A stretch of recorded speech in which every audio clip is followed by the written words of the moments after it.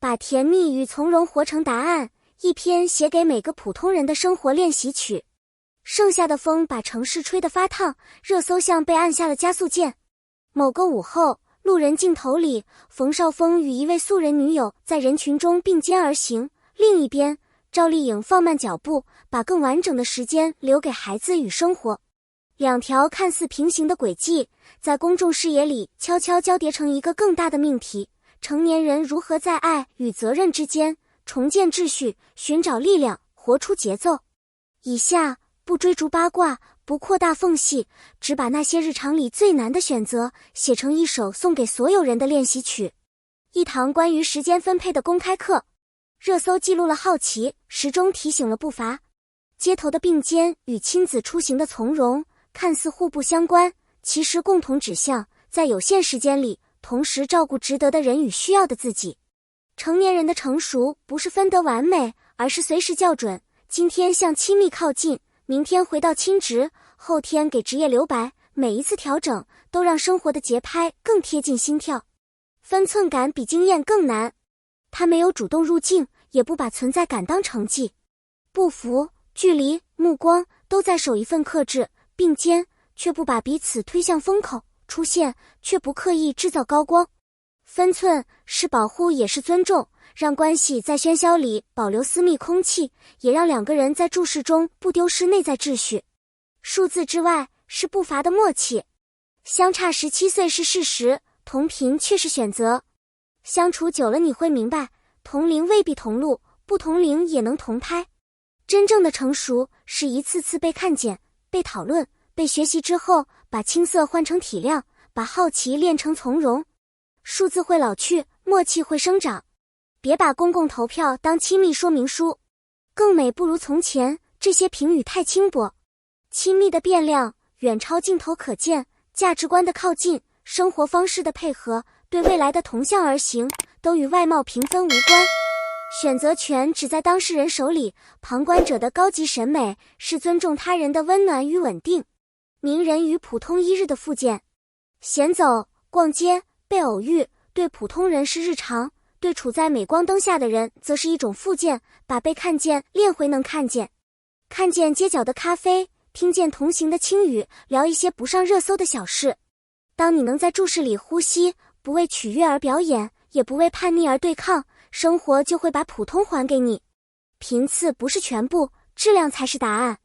恋爱会不会怠慢孩子？担心可以理解，但陪伴的质量从不等于曝光的频率。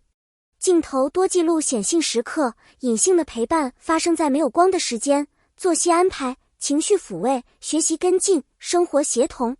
成年人的世界不是2选1，而是经历与时间的持续迭代。从片场撤离到生活回春，阶段性收工后是休养过度的自我照料，身体复位，情绪归案，亲子链接加深。这不是停摆，而是蓄力。真正成熟的职业规划，赶在峰值后留白，让下一次起跳有激励、有耐心，也更有方向。做时间的朋友，信息时代最好把待定视作候选。对演员而言，选择不只是排面，更是文本厚度、团队默契与当下自我匹配。对观众而言，理性吃瓜是把热闹留给广场，把耐心留给作品。最好的澄清不在解释，而在端出下一部值得的作品。亲和力比身材管理更动人。干净的穿着，轻便的步伐，与孩子类似的节奏，这些细枝末节藏着稳定的力量，在你需要时，我就在你看得见的地方。所谓母亲的力量，从不是强势的话语权，而是日复一日的在场与回应。分开的大人，合起来的是责任。当成人关系回归理性，亲子就更容易被温柔对待。谁有时间谁多承担，谁擅长谁负责。孩子看见的不是分离，而是两个大人如何尊重规则，彼此成全。这种协同比任何高调宣言更有教育意义。好奇可以，围猎不必。公众人物自带光环，好奇不可避免。但好奇不是透支隐私的通行证。我们可以聊作品，聊表达，聊记忆，至于私欲，让它停在边界线内。尤其对素人伴侣的容貌讥讽，实在不必。把评论的冲动收一收，把理解的能力放大一点，网络会随之变暖。职业、亲密与亲子，把生活过成答案，需要3条曲线同时向前。职业曲线，收尾一个项目，酝酿下一个，耐心与韧性缺一不可。亲密曲线，在关系中保有自我，同时彼此成就。亲子曲线，在孩子成长的节拍里安排自己的呼吸。当3条线彼此牵引，互相增益，你会听见人生的协奏。学会在风浪里把船开稳。年龄、审美、动向被放大的，终究会回到一个内在机制，自我修复。关掉手机，回到餐桌，照顾身心与关系。成人世界最动人之处，不再没有风浪，而在风浪里仍能握稳方向盘，并对身边的人说，别怕，我在。把道理落在地上。留一段热点之外的时间，睡眠、运动、饮食，关键时刻他们会救你。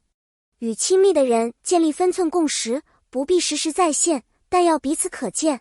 在孩子面前做情绪稳定的大人，你的世界观会成为他的自我观。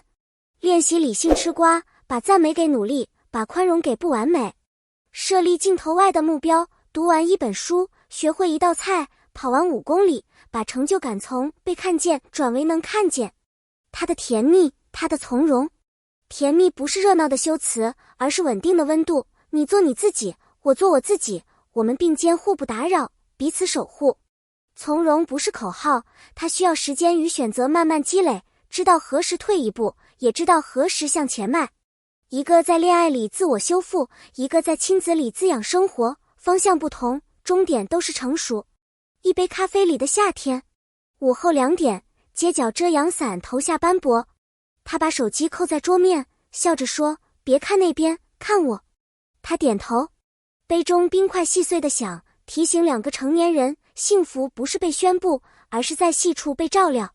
远处有人举起镜头，他们没有躲，只是各退半步，给对方留出呼吸，也给生活留出边界。倒影与投影。互联网上的他们像水面倒影，清晰却轻薄；现实里的他们像水中之鱼，静默却真实。我们常把倒影当真相，把投影当证据，于是讨论汹涌。可真正的答案藏在看得见的日常与看不见的对话里。与其在猜测里奔跑，不如在现实里祝福。把祝福留在作品与日常。热搜会冷却，照片会被新的照片覆盖。留下来的是作品的余温，关系的成长，孩子在被爱里长出的勇气。成年人的高阶形态是把被看见转成能看见，看见他人的耐心，看见自己的需要，也看见生活在悄悄变好。选择的成本与自由的边界。在讨论他们之前，也问问自己，你是否用别人的审美丈量自己的幸福？你是否把公共标准当作亲密说明书？你是否在追逐被看见的同时，忘了好好看身边的人？答案也许不完美，但每一次诚实的自问都是自由的起点。算法之外的人心。流量把讨论推向极端，非黑即白，非此即彼。可人心像夏夜的风，绕过高楼，也吹入窗台。它不喧哗，却能让噪音退去。给讨论留一点灰度，给他人与自我留一点弹性，许多问题会自己找到出口。温柔如何被看见？真正的力量多以持续与稳定的姿态出现。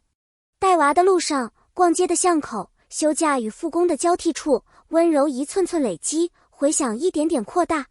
回头看，那些普通的日子，其实都是答案的拼图。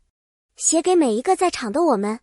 也许你是职场父母，也许你在关系里学习靠近，也许你给自己一段恢复期。请相信，生活不会因为你的放慢而责怪你，反而会在你喘息时悄悄更新。当你准备好再次出场，世界也会以更温柔的方式欢迎你。谢谢你读到这里。若这篇文字带给你一丝温暖或启发，欢迎点赞、订阅、转发支持，也真诚邀请你在评论区聊聊你的看法。你如何安排恋爱与亲职的时间分配？面对舆论与真实生活的拉扯，你有哪些自我修复的方法？你的留言或许正能给同样跋涉于生活的人一束光。谢谢你，我们评论区见。